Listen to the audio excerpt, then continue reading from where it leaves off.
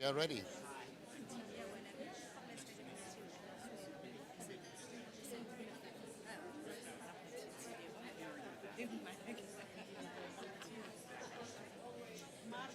Yeah.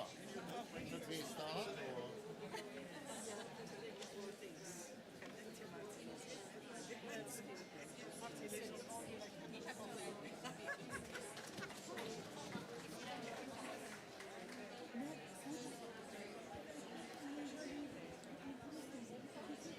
You tell me when to start, okay? You give me signs.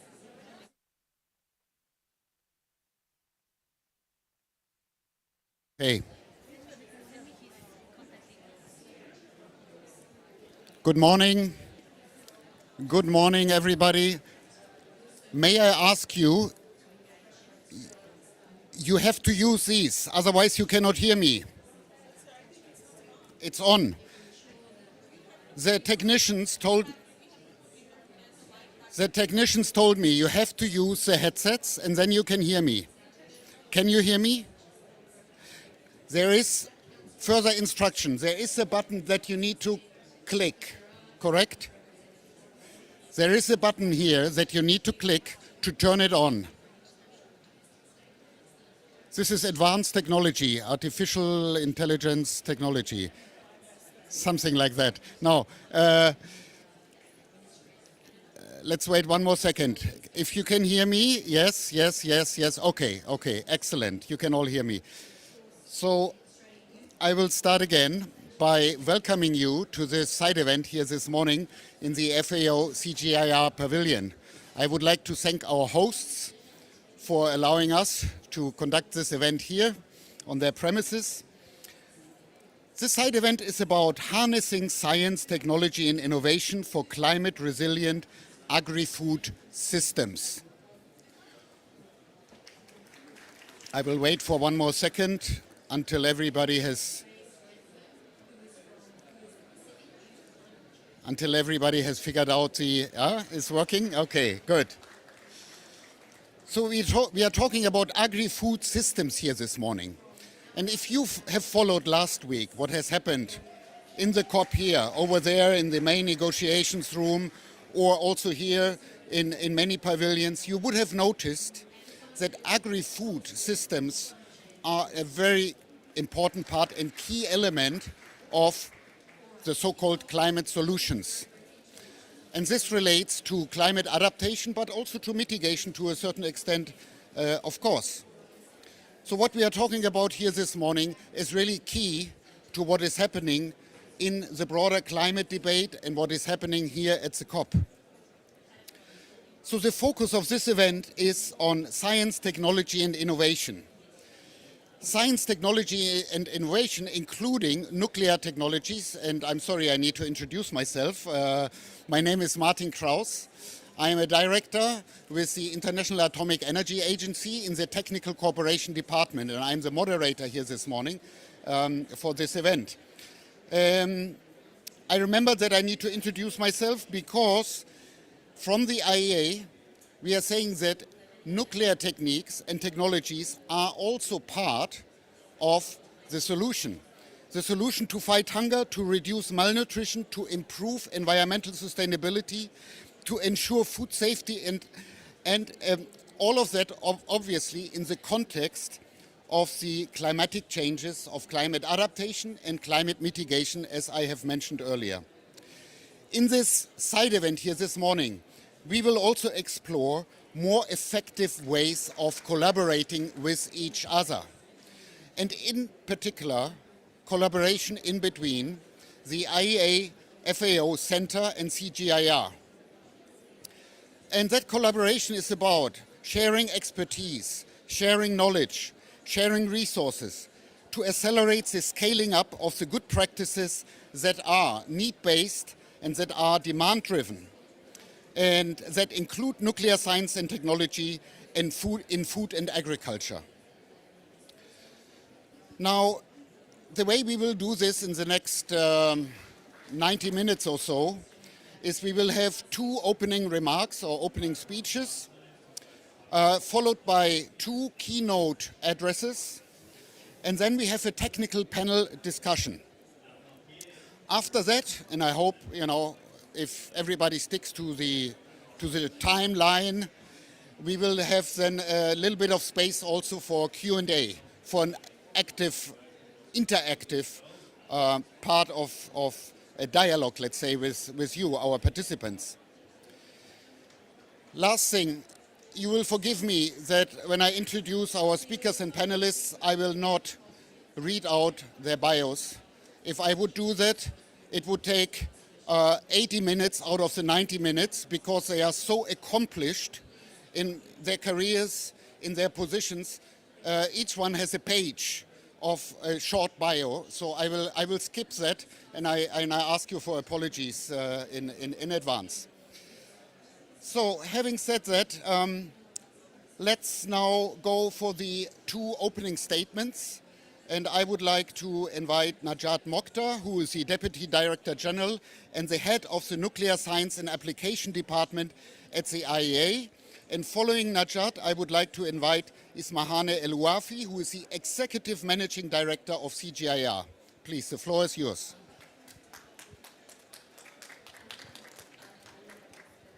Thank you, Martin. Good morning, everyone. It's a really pleasure to be here, and I join you, Martin, to thank our host on behalf of the IEA, CGIAR, and FAO to host this event. And I'm really pleased to really mark the event and talk about the role of science and technology and innovation to advance the agenda of agri-food system, but also in the context of climate change. I think many of you do know FAO, you know CGIAR, but maybe not very well IEA and what IEA is doing with the agri-food systems. You are right, because when you think nuclear, your mind immediately does not connect with agriculture, but connects with something else. But just for information, we have 6 decades joint center with FAO. So we are at home actually here because we have FAO staff at the IEA, and we have been working to look how conventional methods and nuclear technology can together advance the agenda of agri-food system. And by doing so, the idea, we have labs, and you are all welcome when you are around in Europe and come to Vienna and visit us. Thank you. So you can see science in action, and you can see the application of nuclear science and technology. I have my colleague Fatma, the head of the plant breeding program, who will give you an idea about the work we do there. So I'm not going to expand on that. But what I want to say is we have already, through these 6 decades of work, not only in our lab, but also in the field, bringing the science in the field, we have already proof of concept that it works, that we have information that we can scale. And that's why we are here today, is really to talk to our colleagues in CGIAR, because CGIAR work is fascinating. And again, there are so many examples and success stories to share and to scale. So we are very happy to talk today to each other formally, because informally we have been working with CGIAR for many, many years. And again, together, we have also proof of concept that together we can give to the countries, we can give to the donors, we can give to the financial institution, that this can be scaled, this will advance the outcome, this will benefit farmers, this will benefit people, this will benefit the planet. So I hope that being here today together, that we are going to sign a formal agreement with CGIAR, and I hope after this agreement, we need to go to action on how we can take now on what we have done together, success stories and good examples, to scale it and go and talk to stakeholders, being our government, the member states, but also the donors, to say, hey, we are here together, we are offering technology that can immediately be taken on and show the results on the ground. So what I want to say at the end is three messages as like, let's build on what we have done before and fine tune it and make it scalable. But also let's connect with our, I know CGR it's a huge connectivity, has a huge connection with all these institutions around the world, is let's build on this connectivity because we have also connection throughout the labs, being vet labs, being plant breeding labs, being food safety labs. Let's enhance this connectivity. And then the third message, let's continue innovation. Let's look at the tools that they are usable, that we can immediately transfer to the farmers, learn from each other. And I'm looking really forward. I'm very happy to be with my country colleague, Ismahan, and my friend to sign this memorandum of understanding. And I'm sure, I know her and I know her team, that together it's action people. So let's do this, and thank you very much. Thank you. Thank you, Martin.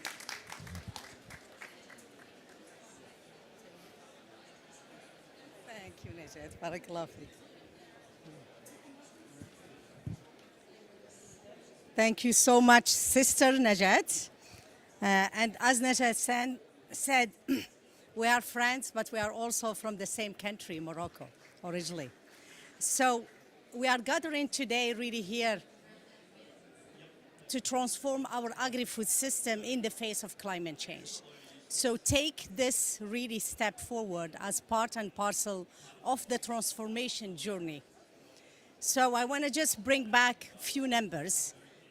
Najat's intro really clarified very well how IAA, science and technology are very important as part and parcel of the solution. Let's remind ourselves that we still have 800 million people that are malnourished.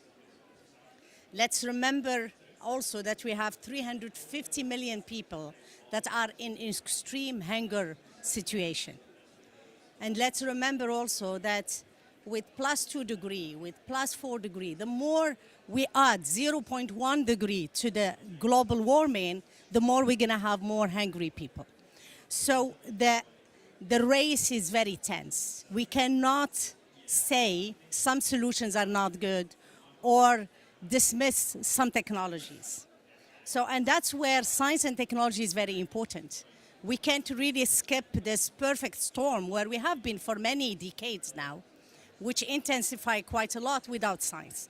So for me, science, technology, and innovation, including the nuclear application, will play a critical role in terms of solutions. And I like very much what Martin said. Since COP26, I would say, then COP27, then COP28, and this COP, we're seeing more the agriculture sector discussed as part and parcel of the solution. So what we need is to really use those technologies to develop resilient crop, optimize resource use, and secure food and nutrition for all communities, leaving no one behind. Today, it's a significant step for us, signing this MOU with IAA. It's very important because it will formalize the relationship that we had, as you said, for decades. And it will allow us to apply it a little bit more. So by combining CGIAR expertise in agriculture with the IAA knowledge in nuclear technologies, we can accelerate development and scaling of those solutions. So if I have for you to remember, it's acceleration and it's scaling. So, and that Najat said it very, very well. So we need to accelerate, we need to scale. So let me highlight some of the technologies that have been already used. And as Najat said, we are working with IAA, particularly with the joint division between IAA and FAO. So partnership with FAO, you know it very well, it's super strong. As a matter of fact, this is a joint pavilion between CGIAR and FAO, and with IAA through that division that Najat mentioned. So in crop breeding, for example, advanced technologies like irradiation and gene editing are used to develop crop varieties tolerant to harsh environments. Precision genetics has led to enriched crop such as golden rice with wilt-resistant banana and maize varieties that are resistant to maize lethal necrosis. By using staple isotopes of iron, we have fortified staple crops to improve iron absorption, addressing deficiencies in vulnerable population. And I think I need to remind you of the rates of anemia in women in India, in women in Peru, in Bangladesh, and many other countries. Fortification efforts have resulted in rice varieties that are rich in iron, zinc, and protein, contributing to better public health in regions with high micronutrient deficiencies. In livestock health, nuclear technologies enhance feed efficiency, reduce greenhouse gas emission, and aid in disease prevention. Applying these methods improve livestock genetics and disease management, enhancing productivity and resilience under climate stress conditions. Isotope analysis in soil, in water, and crop systems help assess nutrient cycles, soil erosion, and the impact of climate change on agriculture. This allows for targeted interventions to restore soil fertility and manage water use efficiency, sustaining resources for vulnerable communities. And I would never forget the visit to the soil lab and the water lab in Vienna, where the scientists told me, Ismahan, with the technology, we could follow any atom. We could follow an atom of nitrogen from this source in the mountain to wherever it goes. We can follow a carbon of atom and have that traceability. So this is the strength of the technology, is that you could see it and understand the cycles as well. For climate change mitigation, isotopic measurement identify green gas sources, guiding practice like optimize irrigation, reduce fertilizer use to minimize emission. For example, identifying nitrous oxide emission from cattle enclosures have enabled us to develop management strategies that enhance productivity while reducing emission. And today we will hear from 2 CGIAR centers about reducing emission from rice paddy and innovation in soil fertility management. These showcase how our combined efforts can lead to practical solutions benefiting both farmers and the environment, or both people, the planet, and prosperity, as Najat said. So today, MOU outlines key principles of CGIAR-IAA collaboration, including promoting financing project together that will enhance agricultural productivity and sustainability, climate resilient practices, and facilitating the exchange of scientists between our 2 organizations to foster more innovation. Looking ahead, I think our partnership aims not just to develop the technologies, but also to ensure they are accessible and beneficial to smallholder farmers and to the communities that we are serving. And I want to again remind you, smallholder farmers are the backbone of the global agriculture. So unless we give them technology, unless we engage them, unless they are believers in it and they have incentives to move towards more sustainable practices, we won't come to the impact that we need. As we move forward, let's remember that our ultimate goal is to create agri-food system, or food, land, and water system that are sustainable, that are resilient, that are efficient, and that are inclusive. And this is possible if we harness science, if we don't dismiss sciences and technologies and innovation. And for me, as Najat said, go and visit Vienna. There are really hardcore scientists there in those laboratories. CGIAR as well, of course. CGIAR, we have been talking about CGIAR for a few days, but go and see the field. I think really we talk, but unless you go either to labs to see the research, or you go to the field to see really how that research is really showcased, it's very difficult to really harness it. So for CGIAR, we are in about 8 countries with projects on the ground. If you are in any country, just reach out to us. We'll tell you where to go. And the beauty is that in the last few years, we are hosted by our national systems. Like in Kenya, some of us are hosted in Calgary. In Morocco, some of us are hosted in INRA. in Egypt. Our ICARDA colleagues are doing their research in the laboratories of Egyptian scientists. So it's a beautiful reality on the ground that I hope that all of you really go and visit it. Thank you very much.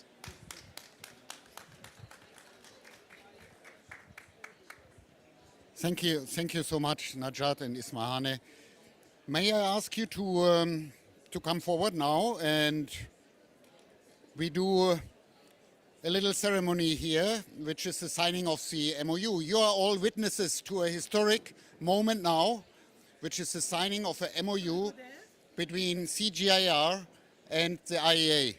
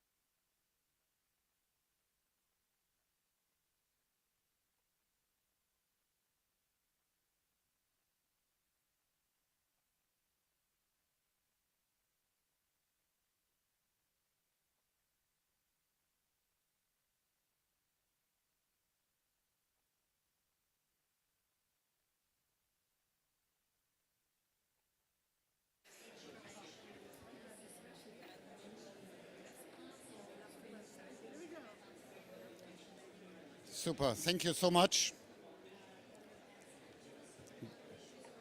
We believe that this is not just a piece of paper, what you have signed, but that this will lead to what Ismahan has said, namely acceleration and scale up of our joint work. That is our hope. We need to fill this with life now. Signing a paper is easy, and we have many MOUs, but we need to fill it with life so that we can do what you have said, the acceleration and the scale up.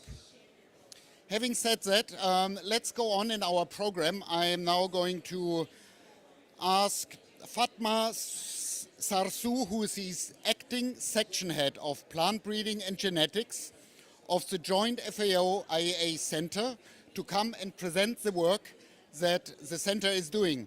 And right after Fatma, I'm asking Aditi Mukherjee, who is the director of the CGIAR Climate Impact Platform, to also introduce the work that CGIAR is doing.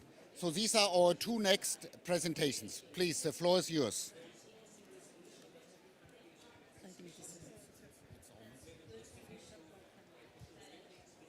Good morning. Okay. Thank you very much, Martin. Very nice introduction. I will present you today the joint FAO-IEA Center of Nuclear Techniques in Food and Agriculture, its critical role for sustainable and climate-resilient agriculture. Before I begin my presentation, let me express my feelings and my excitement for this very important moment we had a few minutes ago. I do believe that this MOU will provide us, will enable us to harnessing our expertise and using science and technologies to collaborate together to enhance and contribute food security together. The global food and climate crisis, I will not go deeply. Director already indicated that the world has facing hunger and food insecurity. Almost more than 2.8 billion people cannot afford healthy diet. So human in this climate change is increasing every day, day by day. However, we should not forget that every crisis has a solution. Every challenge has a solution, and every crisis brings an opportunity. That crisis we will handle all together, working science and technology and innovation to transform agri-food system. However, transforming agri-food system is not possible for individual efforts. So we have to work together. I'm happy to share with you very unique and very successful collaboration partnership with the FAO and IAEA. As our DDG mentioned, this program has started about 60 years ago. We are celebrating this year 60th anniversary of our partnership. And joint program, joint funding, we are enjoying joint funding, also serving for both mandates, using nuclear techniques and biotechnologies to contribute food security, food and agriculture in worldwide. So using nuclear science and technologies for application for food and agriculture, as our DDG highlighted, from that approach is not only in the lab, is we are conveying, we are producing science in our lab, also applying in the field. So I will explain in a few minutes how we manage this. We have 5 thematic working areas: plant breeding and genetics, soil, water and management and crop nutrition, animal production and health, insect pest control, food safety control. All these 5 sections has located in Vienna headquarters. However, all these 5 sub-program has laboratories located 50 kilometers away from Vienna, which is called as a Cyberstorf. This is the name of the village. And these 5 laboratories, we have 5 laboratories, as I mentioned, according to the thematic areas, comprises of lab staff, and also we are providing capacity building. This is the innovation of hubs, and producing science and technologies, also conveying disseminating this knowledge in these laboratories as well. We have 5 sub-programs at the joint FAO-IAEA Center. First one is plant breeding and genetics, using induced genetic mutation breeding through the gamma rays and X-rays or other radiation sources. We create genetic variability, and using advanced technologies such as genomics, precise breeding, as the director mentioned in her speech, using cutting-edge technologies and biotechnologies to breed new crop varieties which has resistance to drought and also disease and better nutritional quality. So you may see this picture is from Namibia. And farmers and the scientists are enjoying to have better copy varieties, 20% higher yield than local varieties. And when we look at the global impact of the crop mutation breeding, and more than 3,400 varieties are being released in 76 countries, 238 plant species. These varieties are being served by smallholder farmers. I want to explain you here how we are working with the counterparts and with the member states. These are released, our member states, but collaborating with us through the coordinated research project, technical cooperation project, and also extra budgetary project. And if I need to give an example, for example, in Asia, you may see that more than 2,000 varieties are being released and serving in this region, also other regions as well. When we have a look at our sub-program, animal production and health, we are using nuclear technologies to develop new, for example, new irradiated vaccines, and this is the most needed in the area. So our laboratories have developed new vaccines to protect sheep and goats, and new diagnostic tools are to detect antibodies to animal diseases. Another important achievement in this area is DNA chips for selection and breeding a better animal production. And such as camels DNA chips are unique in our area. We have the only one. And also techniques for to reduce greenhouse gas emission have been developed as well. Soil water management, as director mentioned, it's very important to use isotopes for identifying pollution sources to enhance water quality and evaluating nutrition and water use efficiency. Also monitoring soil aeration and sedimentation and their origins, and also climate smart agricultural practices have been developed under that sub-program, and we are using with the plant breeding and combined climate smart agricultural practices to serve our member states to better climate resilient crop productivity.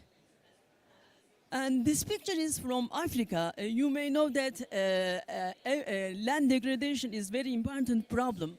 Every year, 3% GDP is lost because of this region.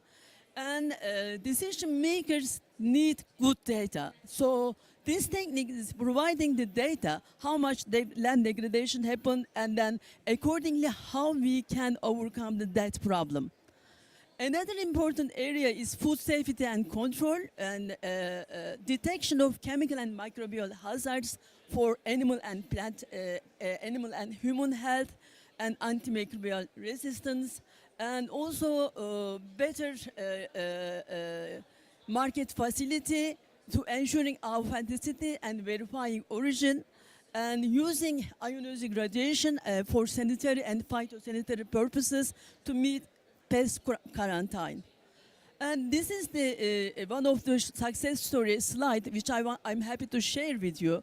You may see that this is showing it is from Malaysia, and food safety techniques have been disseminating through the regional training courses, and in Asia and also Africa, in many regions, these techniques are being applied and every day bringing a better solution for food safety.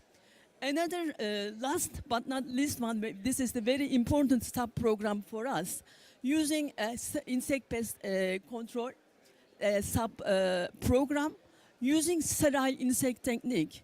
And that is the very simple technique actually, using X-ray, gamma ray or ion beam to make sterile the male insect and mass rearing environment, and then release them to the wild environment. After that, when they met a female insect, no offspring. It is very simple, but of course it's not like this simple, and process is very well developed. In many countries, is being used this technology, and it is environmental friendly pest management. It's a kind of bird control, yes, but it is very active, very effectively being used for example, fruit flies, and for example, mosquitoes, tsetse flies. And you can see success stories. That one is from Guatemala, Mexico border. They are using more than 40 years. And then they had an agreement how they can control the mayflies in that region, also from country to another country. So you can see another picture from Zanzibar. Zanzibar is tsetse-free through the nuclear techniques more than 20 years. We have another recent example from Senegal. Senegal is also tsetse-free through the nuclear techniques for this technology. So our functional areas are applied research. We have coordinated research project. The aim is to produce science and technology. And these developed technologies, we have technical cooperation projects transferred to these technologies. Our laboratories, you have seen a few minutes ago in the picture, has providing services. For example, plant breeding genetics laboratory, providing crop radiation services. Also, we have many laboratory network to innovation of the hub. For example, Veterinary Laboratory Network, Vet Lab, Mutation Breeding Network Laboratory, and many lab we have.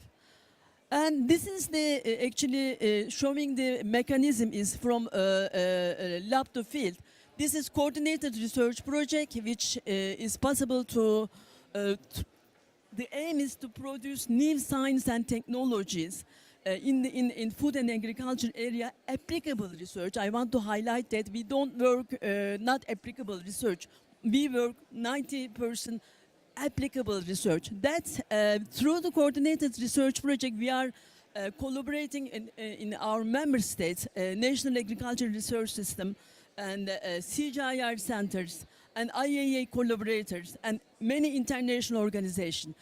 Currently, at the joint FAO-IAA Center, we have 300 collaborators, and most of them through the coordinated research projects. In plant breeding genetic section, we have more than 50 countries for only coordinated research project. Technical cooperation projects, we are now currently collaborating more than 100 countries, only plant breeding sub-program, which are numbers. So this is our delivery mechanism. And a few minutes ago we signed, and also our DDG highlighted that we already started our collaboration. Yes, we already started our collaboration long time ago.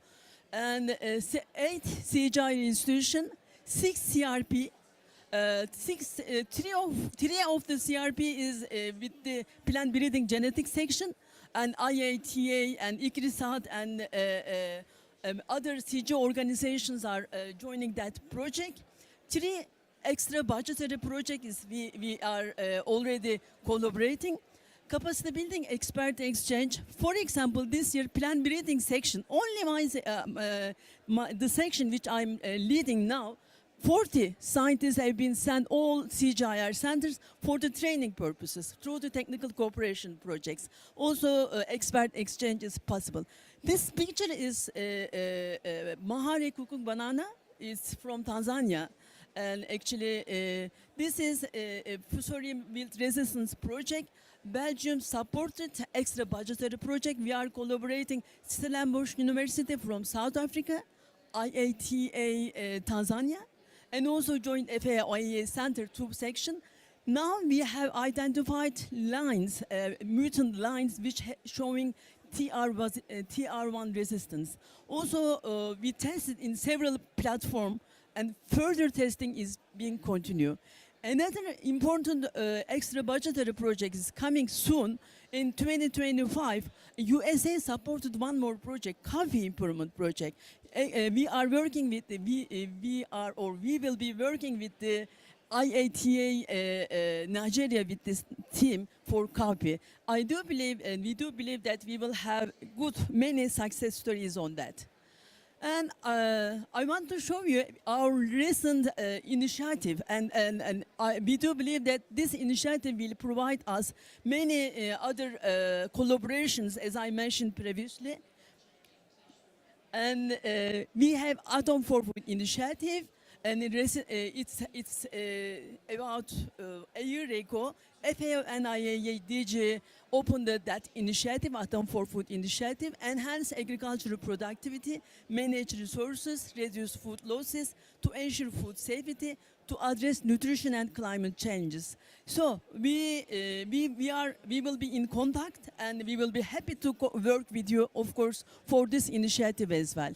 We are in the my last slide is as my director, my DDG also director stressed more, and harnessing science, technology, innovation are solution for the advancing climate smart agriculture. However, we shouldn't forget that our approach at the center should be the farmers, and also especially women farmers. It should be at the heart of our approach. For fostering collaboration and partnership, harnessing our expertise, and robust partnership will be the solution of all these challenges. Transforming agri-food system is for better production, better nutrition, better environment, and better life. Thank you very much for your attention. Thank you. Thank you so much, Fatma. And I'm going to ask Dr. Mukherjee now to come and give her presentation. Before I do that, one of the ugly parts of the job of a moderator is to remind you of the time that we have for this side event, which is 90 minutes. At 12 o'clock there will be another meeting here. So in the interest of time, we are 20 minutes behind our timeline. So I'm asking you to please keep an eye on the clock so that our technical panel also has a chance to speak to us. Thank you. I have put myself on a timer. Am I audible? Yes, okay. So what I'm going to do is to give a kind of a broad overview of what we at the CGIAR do in the climate space, given this is the climate meeting, and then perhaps together we can see what are the scope of collaboration. I already know that you collaborate with a lot of our CGIAR centers. So if we look at all the CGIAR work that we had our new round of initiatives for the last 3 years, and we have the data for 2 years, based on all the work that we have do at CG, we have 3 kind of buckets. We do a lot of work around innovating methods, be it methods of measuring emissions, be it methods of participatory methods of, empowering farmers. So that's one big bucket. Then we look at another bucket, which is around climate impacts. How does climate change impact all the things we do at the CG? That's crops, livestock, our animals, all fish, everything. And our third bucket is the solution bucket. That is our most important bucket. And that is the solution bucket is around adaptation. What do we do to adapt to climate change? And what do we do to mitigate? And all our mitigation work, given that we work in Global South, actually comes with adaptation co-benefits. We just simply cannot do mitigation just for mitigation's sake. We have to make sure that the mitigation also benefits the farmers. So our work in that. So those are our 3 buckets. So I just want to just a bit more detail around what do we do in the impacts on climate change, on food systems. We have work that all our centers do on food systems, crops, livestock. We do a lot of work on the impact of climate change on natural systems. Those are around forests, soils, hydromet. We do work on human systems. How does climate change affect people on the ground? How does it affect migration? How does it affect gender relations? How does it affect peace and security? So that's our another, and then we look on, I talked about migration. Then on the solution, our largest bucket is on the solution. We are a very research for development organization.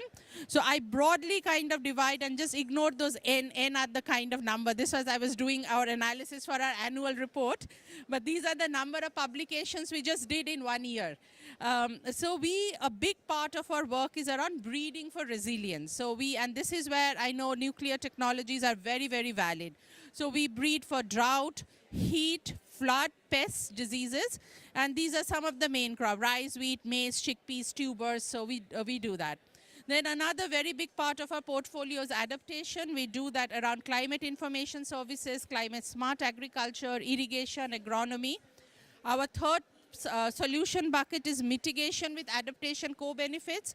There we work on reducing enteric emissions from livestock. We work on agroforestry, alternate wet and drying. We work on solar irrigation. We work on fertilizers. And then we also work on policies and institutions around social safety net, repurposing subsidies. So I will not go into the methods. I think all of us are scientists. We love innovating methods. So I would just skip this slide for the sake of.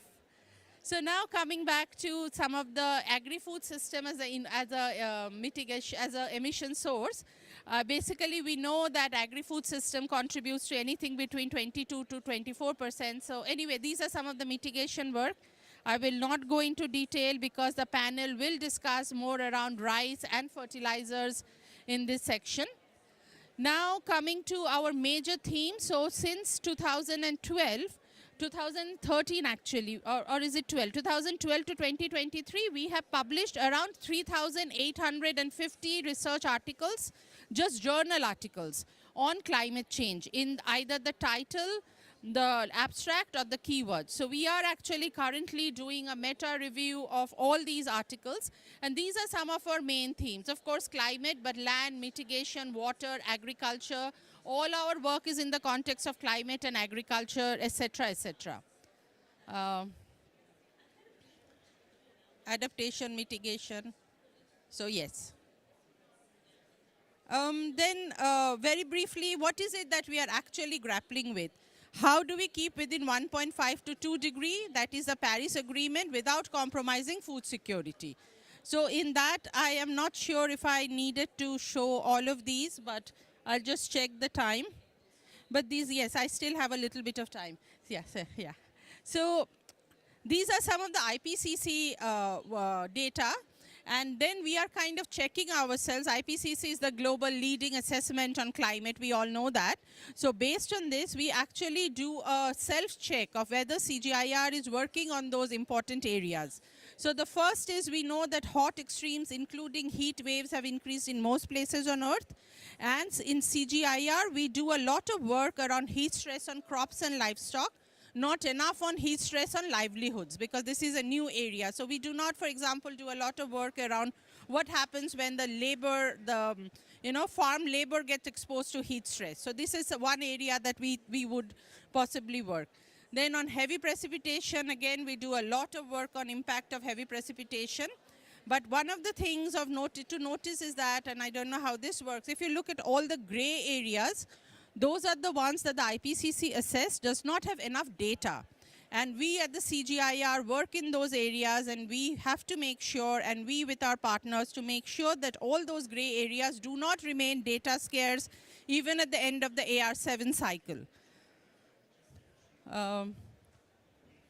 Then we do a lot of work around drought, both agricultural and ecological drought. This is again the figure from IPCC. Our drought portfolio within the climate is our largest portfolio. And in the drought space, we work all the way from what happens before a drought strike. So that is your prediction for drought versus what happens when the drought happens. So those are your drought resilient seeds, on-farm water management. Then we also look at what happens after the drought. So that's where insurance payments come in. That's where improved policies come in. So whatever is the climate hazard, we at the CGIAR, the 15 centers together, kind of provide end-to-end solution. One center may only work on policy. Another center may works on seeds. So together we kind of provide the whole end-to-end solution. Then again, we know that climate change, at the heart of it, is an issue of equity and injustice. So we are beginning our portfolio. We have done a lot of work on equity, but not necessarily climate focus, but we are increasingly looking more at loss and damage in the agri-food system perspective. Yes. So, okay. We also look into the future. So IPCC tells us that with every 0.1 degree of increased emission, there would be impacts, negative impacts on agricultural production, productivity, as well as the nutritional content. Again, this is a map from the IPCC synthesis report. I was a part of that. And we actually also work with this community which generates these kind of work, which is the AgMIP community. So we do a lot of work of what the food systems will look like in the future from the AgMIP side. Then finally, coming to the adaptation side, we kind of work on all of those adaptation that the IPCC had assessed, risk spreading, social safety nets, early warning systems. We also work on all of these adaptation with co-benefits such as efficient livestock, cropland management, fertilizer management. But here what I want you all to note is this graph here, basically this bit here, and the top one shows that when it comes to solar and wind in the energy sector, those are already cost competitive with the fossil fuel. But when it comes to agriculture, we are very far from being cost competitive in terms of our emission reduction technologies. So there is a real issue here, and we have to, and I hope that nuclear technologies will be a great help in that as well. Actually, how do we reduce cost of reducing emissions from agriculture? Right now, reducing emissions from agriculture is more expensive than doing agriculture in the usual way. So we have really a very big challenge there in terms of cost competitiveness. I will just skip that. And I think this is one of the most important thing that came out from the IPCC, which is often overlooked, for which we have to all work together. And that part is that many of our adaptation that we are doing today is not fit for purpose for a warmer world. I will give you an example. In 2022, there was a high heat stress in the middle of March in India and much of South Asia, Pakistan. That was exactly the time when our wheat starts flowering. So 48 degrees centigrade during the stage of wheat flowering. Many of you are breeders here, I am not. No wheat, no seed will flower if the temperatures in mid-March is 48 degrees. And that will become more and more common. So we have to breed varieties that can actually, tolerate those. Right now, we have heat-tolerant varieties, but they can tolerate high heat in the maturity stage towards the end, mid-April, late April, early May. But what if that heat stress happens during the flowering? And it will happen. 2022 was not an anomaly. It will be more and more regular. So we have to rise up to the challenge and breed like those. And yeah, so I would just say here, and perhaps we can all think together of how we can do these things together. Important one, I think assessing losses and damages that are happening is huge given the discussions on loss and damage funding. Another very important thing that will come up is the carbon dioxide removals. There's no way, because we haven't reduced our greenhouse gas emissions, we would have to go to CDR, and CDR is mostly land-based. So what happens to our food security if you are using land to remove carbon? So that would be another very important one. Maybe we would have technologies that are more efficient and can use less land to remove more carbon. And then there is also the overshoot. We know that we are exceeding 1.5 degree and we would be in overshoot for decades and decades. And the moment we are above that overshoot, there would be really negative impacts on land and water resources. Nobody knows what those impacts would be, and the longer we are in an overshoot, the worse the impacts are going to be. So these are some of our important questions, and the most important part which we at the CGIAR believe is we need to move to a low-emission agri-food system, but we need to do that in a just way. We cannot leave behind our vulnerable and smallholder farmers. So with that, I'll pass it back to you, Martin. I hope I wasn't too over the time. I took 12 minutes, so thank you. Thank you very much, Dr. Mukherjee. Thank you for the insights in the work of the CGIAR, and also again to Fatma, thank you for outlining the work that you're doing in the IAA FAO Center. With that, we move now to the last part of our side event, which is we have put together a small technical panel. We have 4 speakers in our technical panel, and I will ask each of you speaking now to not speak for more than 5 minutes. I will give 1 question to each of you, and please try to observe our time. We need to close by 12 o'clock. So my first speaker now in the technical panel is my colleague and good friend, Gerd Derkon. Gerd, I don't know if you can see me. Good morning, Hello. can you hear me? Gerd is the laboratory head in the Soil and Water Management and Crop Nutrition Joint FAO-IAA Center in the IAA. Hello, Gerd, and welcome to our session here. Thank you. Gerd, you have been working in this space for many years. We have heard that agricultural systems, agri-food systems, climate resilience is somehow connected to nuclear techniques and nuclear technologies. For the insiders here, this is maybe not surprising, it is obvious. But anybody outside of this room might scratch their head and say, what actually do nuclear techniques do? What can they do to enhance climate resilience? Looking at, of course, agri-food systems, no? Which is our topic here. Gerd, I'm asking you, can you explain this? Do you have maybe some examples to give us? You have 5 minutes, please. Yes, thank you. Thank you very much, Martin. Can you hear me properly? Okay, super. Yes. So if I have to summarize it in a few words, what nuclear techniques can do in this context is measurement for management. We have heard already from our previous speakers about efficiency, effectiveness, reducing. We spoke about drought tolerance and so on. How do you measure it? And one of these big advantages of nuclear techniques is that we can do so in a simple way, in a cost-effective way, in the lab, in the greenhouse, and in the field. And we are doing that in several fields in the context of, for instance, water use efficiency. Because how do you measure it? It's not so obvious to do it. How do you measure nutrient use efficiency of fertilizers? A very big issue. Our nutrient use efficiency of fertilizers is very low. If we are lucky, we have 50, 60%. But in many countries, I would say, where we measure sometimes even fertilizer use efficiency of 10%. So it's not only about reducing the emissions or finding ways to reduce emissions, but also to see if the fertilizer we use can be, of course, used more efficient. And we spoke as well about heavy precipitation, previous speaker, erosion, degradation. How do you measure it? And again, nuclear techniques can really play a role in measuring all these aspects in an easy way, in an effective way, in an efficient way. So measurement for management is very important. Fatma, my colleague, also spoke about data being essential for taking decisions. That is exactly what we do.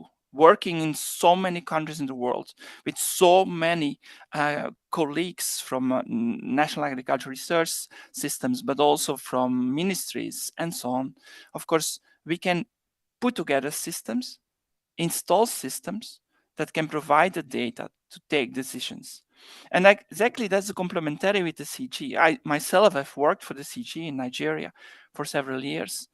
And I know them quite well. I've been working with them now, I think, for 30 years. And I know what CG is, an amazing institution. And I think we can work together because we are complementary. And we can provide, for instance, these technologies to further improve, of course, the interventions that CG is placing or implementing in the world. I think that is really something what we're already doing. For instance, Fatma already mentioned in Tanzania, where we work on banana, not only fusarium wilt, but also making them more drought tolerant and trying to look at a holistic approach. That's very important. But we're also working with, for instance, with CIAT in Colombia, where we are looking at the challenge of drought on cassava. And this is also an issue. And we have this technology that CGIAR can help really to look and select and make the phenotyping quickly and more easily. And that is really, and I think we're finding each other a lot over the many years already. And this MOU is, of course, amazing because it formalizes it and will give new possibilities to even make it more effective in outscaling. Technologies that we have been developing, for instance, in coffee as well, a very important crop for some of the CGIAR institutes. We are further outscaling that as well now, which was developed in Africa. We are outscaling it to South America, the Caribbean as well. So there are a lot of possibilities what we can do together. And isotopes, it looks complicated, but in fact it isn't very complicated. It is everywhere.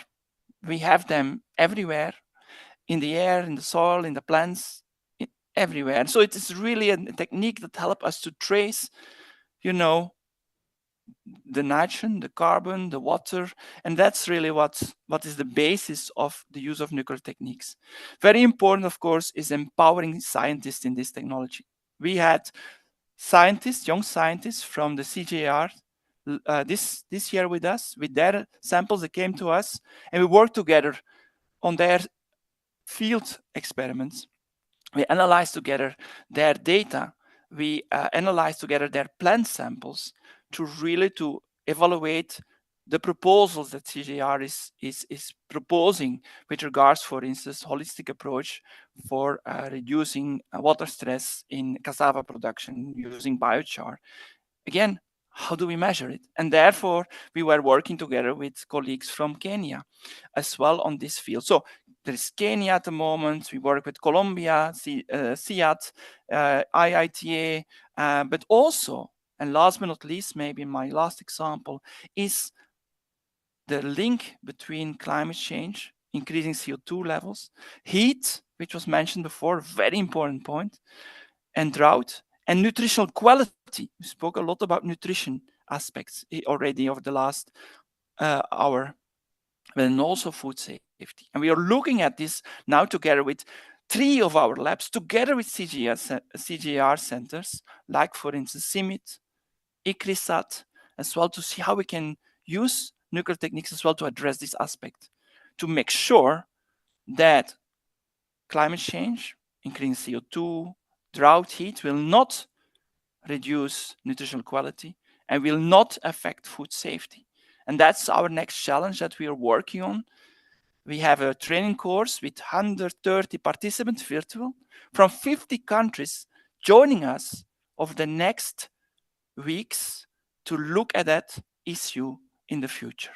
And here I will stop so that there's enough time for any Q&A as well. Martin, please, if there are any other follow-up question, you let me know. Thank you so much, Gerd, for giving us some specific examples and also for giving us a very nice phrase. Measurement for management, precision measurement is what the nuclear techniques are doing to enhance the traditional techniques, to complement them. Thank you for that, Gerd. Our next speaker in our technical panel is Professor Dr. Sajid Haidar. Professor Haidar is a Deputy Chief Scientist in the Cotton Research Program. He's a manager in the Nuclear Institute for Agriculture and Biology in the Pakistan Atomic Energy Commission. Dr. Haidar, you're coming from Pakistan, and obviously we would like to hear from you maybe some specific examples on how innovative technology, such as nuclear techniques, have been successfully applied to enhance climate resilience in agri-food systems in Pakistan. If you can talk about this a little bit, that would be so much appreciated. Thank you. Thank you. Thank you very much for organizers of this event. IAEA, It's okay. IAEA, FAO, and CGIAR. I will give you some typical examples of Pakistan about how nuclear technology is successful in our region. Actually, we are working under the umbrella of Pakistan Atomic Energy Commission, which is a very, very effective collaborator with IAEA and FAO. Do this mutation breeding and a collaborative program, we have established 4 different centers in 4 different zones in Pakistan. And all these are working on different crops. And luckily, in all these zones, we have very successful examples of induced mutations and usefulness of this nuclear technique. In Punjab province of Pakistan, we are very successful in developing cotton mutants, which are very successful in respect of their heat tolerance, adaptability, and resilience to the heat stress and different. And one of our mutant has a very long lifespan. It means it was developed in 1983, and it continues up to 1994, 93. And it is at a 15, 16 year span. It is very successful and adaptive in different regions. And it covers up to 70% acreage in our Punjab province. And a similar example are different mutants after that. These are also occupying significant areas, 30 to 40% in our seed system. They are contributing in this variety. Another example is our different zone, that is our Balochistan province. In this, mostly non-GMO type varieties are developed and these are cultivated. And our 2 mutants are occupying almost 70% acreage. And this is organic cotton. And it has been internationally certified as organic cotton. Similarly, in our another zone is our different province. In that area, our mutant varieties of wheat are very successful, and they are covering significant area. In our KPK province and different zones, these are the nuclear technologies that we have developed these mutants with the collaboration of IAE and different works at the, they have a very successful adaptation and significant contribution to our national productivity. These are heat tolerant, resilient to climatic conditions, and specifically nowadays, as you know, there is erratic rainfall, erratic flood conditions, and in these, we have faces a lot of losses, but the our mutants developed through this irradiation techniques, cobalt 60 and cesium-137 and other sources, they have very significantly contributed in our system. And we have a very, in the recognition of this, we have IAEA and Pakistan have developed a collaborating center in the NIAB, which has a very good collaboration example between IAEA, FAO and Pakistan. And here in that center, we have trained our friend countries, which were given choices by IAU to educate them, to train them as we applied that techniques in the. We have a very good collaboration with IAEA and different projects, CRPs and RS project. And hence, this is a very, very good example of this collaboration. And we have developed almost 157 mutants of different crop varieties. It includes cotton, wheat, rice, oilseed crops, pulses crops. And another example is pulses crops, is mung bean.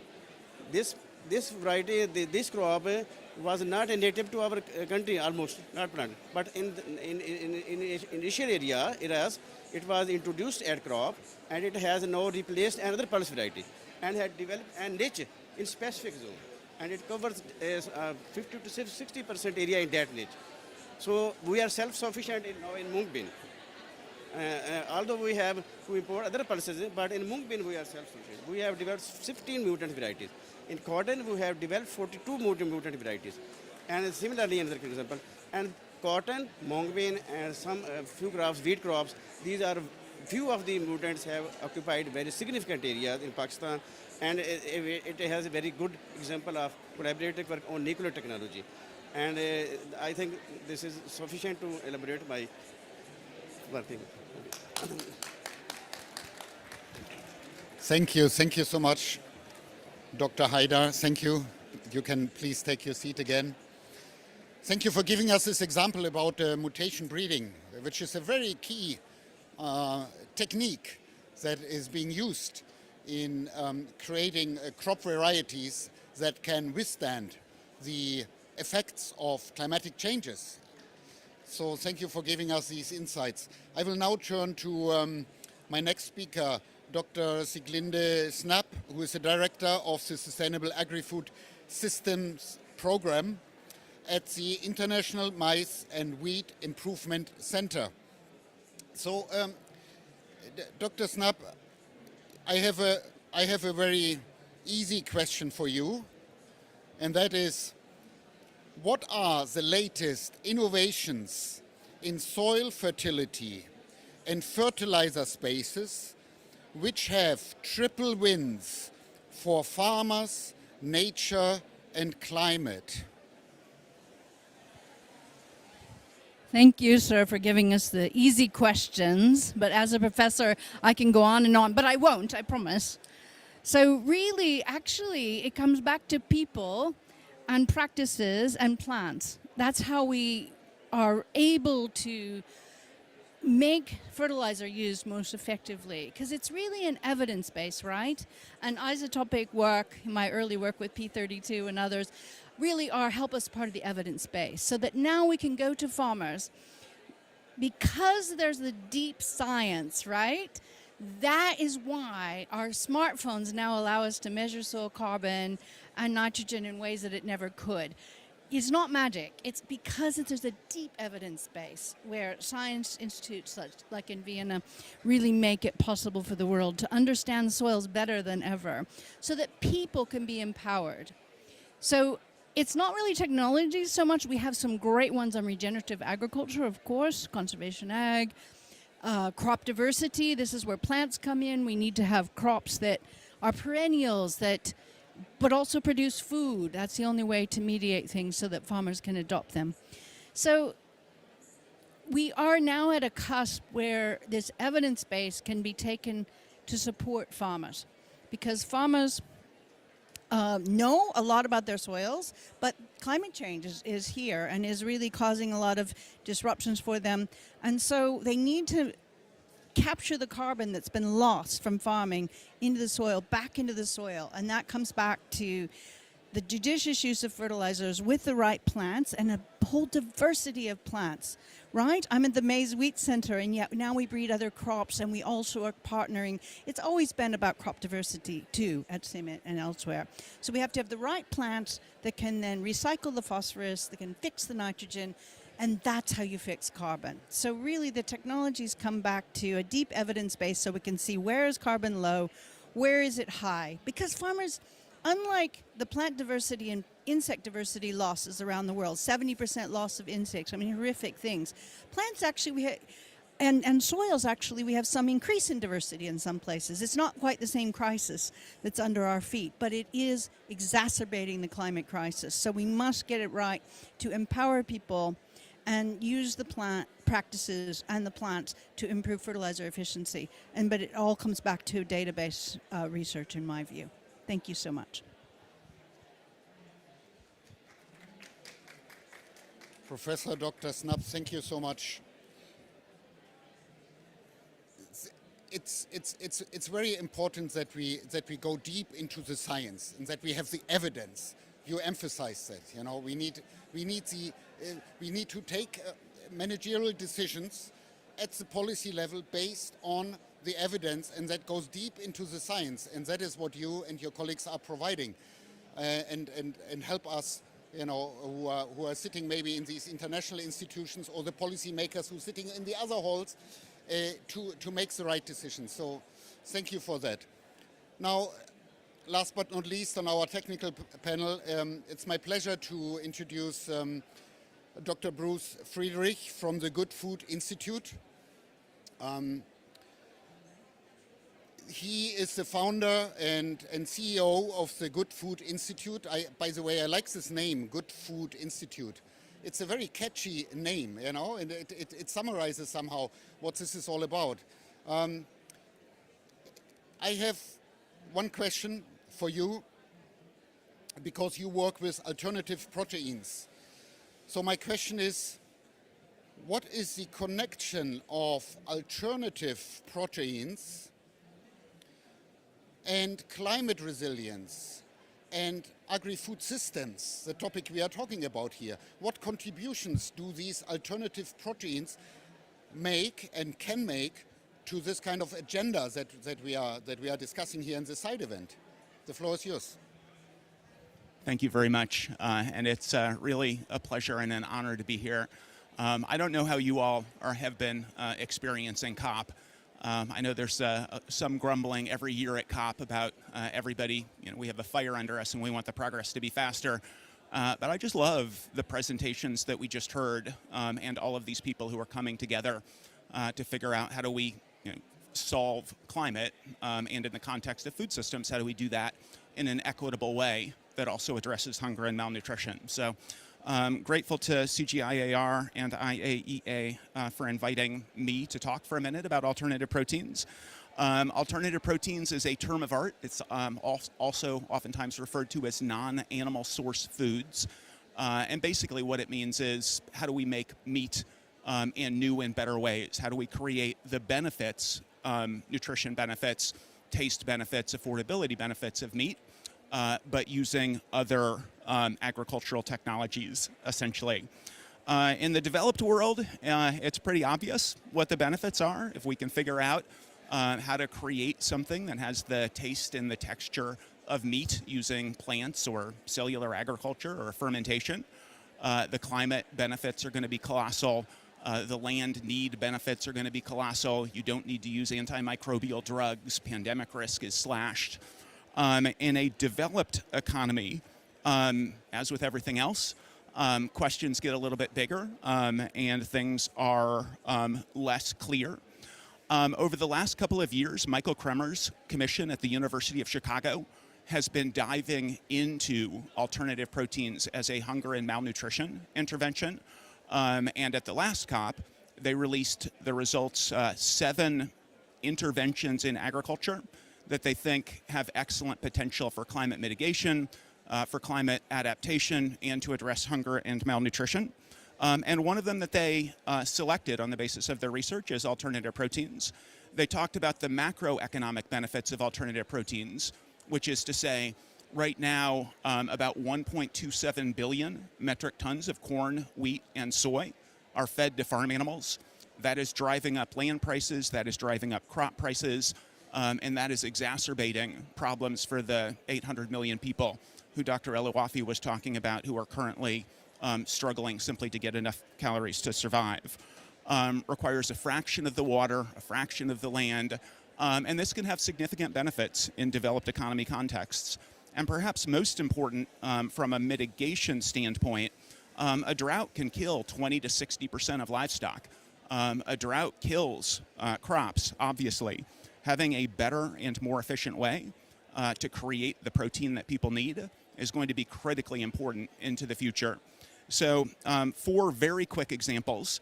The Gates Foundation has given a grant of $5 million to a company in Chicago called Nature's Find. And basically, Nature's Find is working on figuring out how to create smallish bioreactors for smallholder farmers that will turn agricultural side streams into high-quality protein. So biomass fermentation, essentially, that will help smallholder farmers if they are hit with a drought, if their livestock do die. These technologies can produce high-quality protein 365 days a year, 7 days a week, no matter what the weather looks like outside. There's a company called Essential, which is working in Uganda, Tanzania, Kenya, and Ethiopia. And they are doing at a larger scale, again, working with agricultural side streams, which has significant air pollution benefits too if you're not burning that stuff.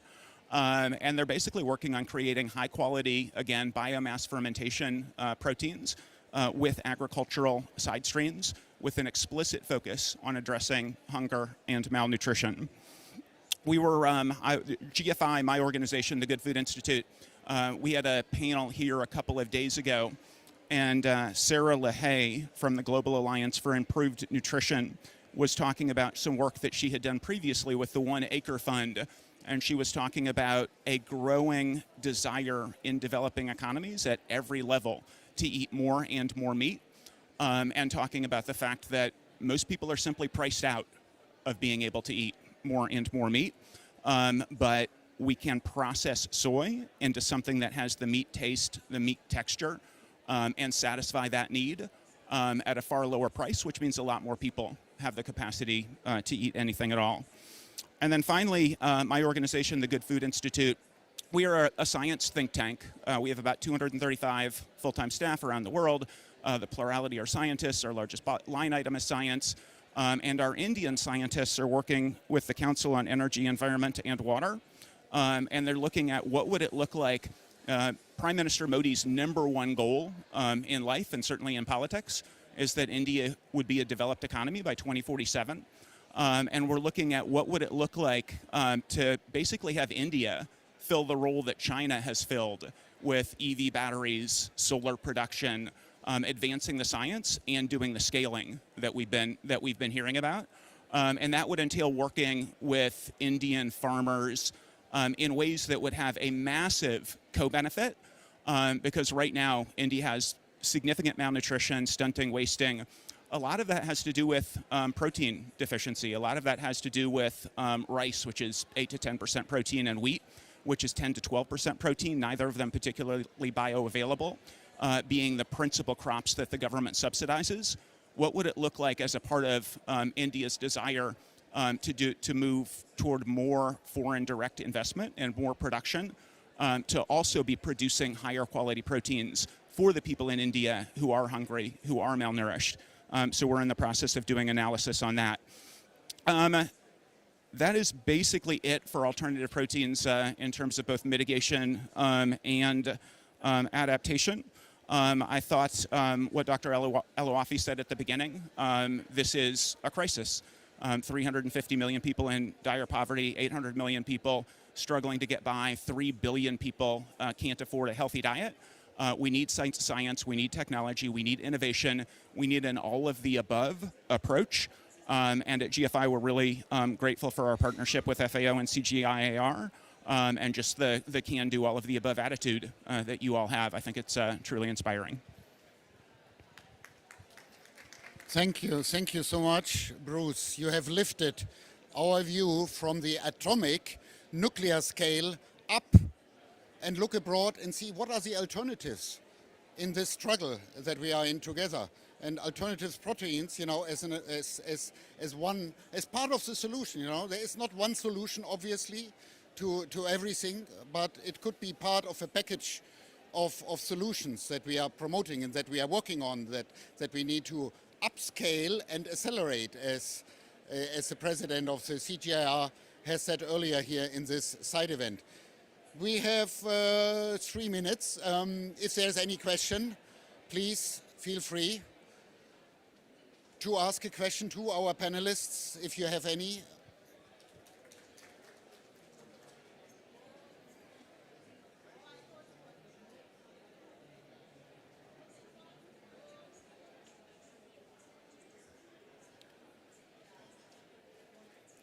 If there are no questions, then I will give the microphone to our panelists for a 1 minute last kind of word.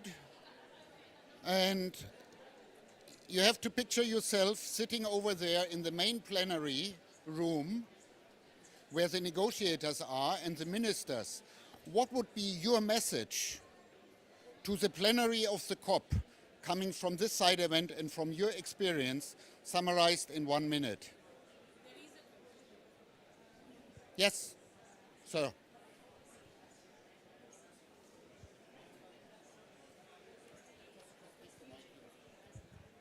Thank you so much. A quick question. A lot of what we heard about emphasized the question of farmer engagement. I just wondered what you saw as the sort of cutting edge of that. A lot of this still seems very top-down.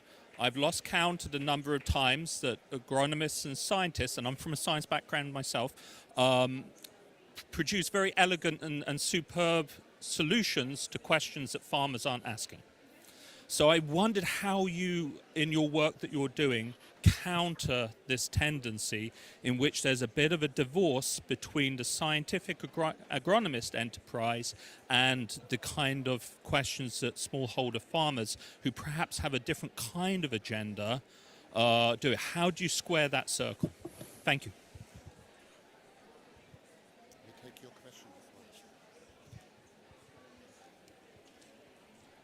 Okay, so my name is Aska and I'm coming from Pakistan.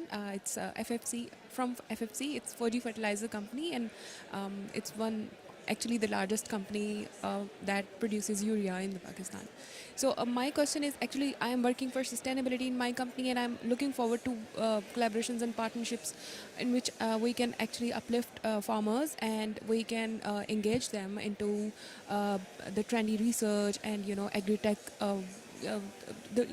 advanced technologies that are emerging these days. So how we can, from where I can start, from where we can, take the first step in it.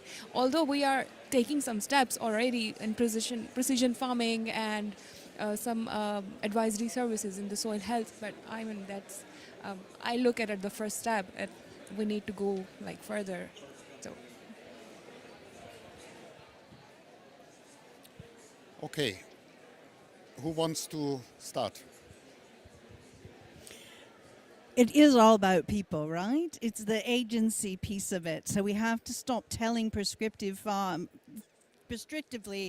farmers do this, because every market is different, every soil type is different, and the technologies are really there. It's really more about the information. As I said, on your smartphone now, there are ways to make sure farmers get information about where their soils are poor, where they're good, so they can target their fertilizer, target their regenerative agricultural practices. Because you can't do everything everywhere, and farmers know this. So we have to be working on extension that is not telling people exactly the fertilizer rate, it is empowering them with the data. Thank you. My simple answer to your question is that we have to focus on judicial use of fertilizer, not haphazardly, erratically.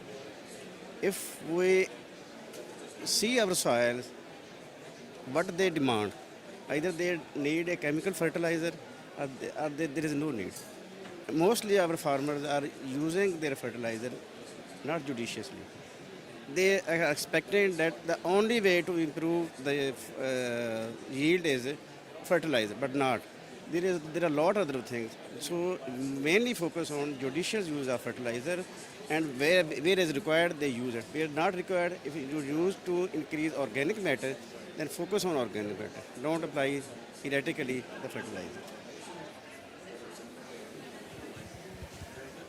Yeah, I mean, I think that is, it does feel like there's a mantra, center on farmers, and then in practice, the center on farmers mantra falls down.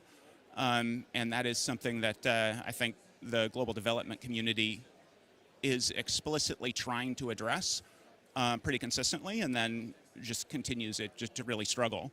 I will say that with regard to the work that we're doing in India and the work we're doing with the Council on Environment, Energy and Water, it is explicit, like the entire concept explicitly comes out of the farmer protests in India, as well as Prime Minister Modi underperformed pretty much relative to kind of anything that the pundits were suspecting in the last election. The conventional wisdom, which could be wrong, is that a lot of that is farmer unhappiness with programs in India, and a lot of that is that urban wages have gone up, rural wages have stagnated. So this intervention is a direct response to those concerns, and it involves working with farmers both for outlets for their side streams, but also maximally profitable outlets for the principal crops that they're growing. So our hope is that as we implement this at a pilot scale in some of the states in India, working with farmers, I mean, it will only work if they work with farmers and the farmers agree. So easier said than done, but that is absolutely how we're thinking about that. And then similarly, I was talking about the Gates initiative with the company Nature's Find. That is in direct response. I mean, it's a climate adaptation and a hunger malnutrition intervention, but it's in direct response to problems that farmers both A, know they have, and B, are very upset about. Gerd, I'm looking at Yes. you on the screen. Do you want to come in? Yes, the last point, it's data, data, and data.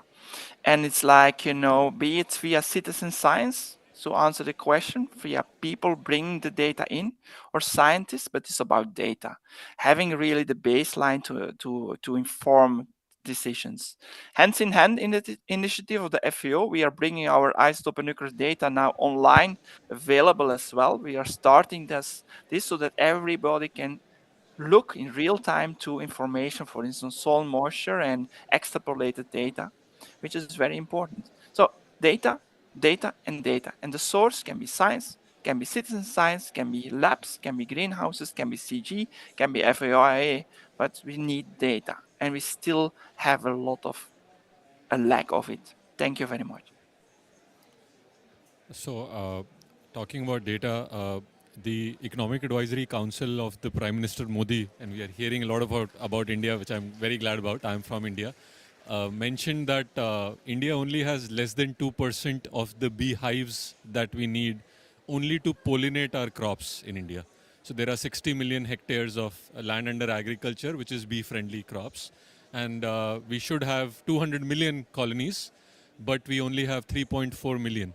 So while we are hearing a lot about different solutions, judicious use of pesticides, etc., I'm afraid we continue to live in the green revolution days, where we extensively use pesticides, chemicals, etc. Any thoughts in terms of leveraging or using bees for saving the planet, particularly in the agricultural context? Thank you. Thank you very much. And that was our last question. I apologize. I saw some others wanted to speak, but we need to close right now. I give 30 seconds to maybe Bruce, because you brought up India. Or it's who? Yes.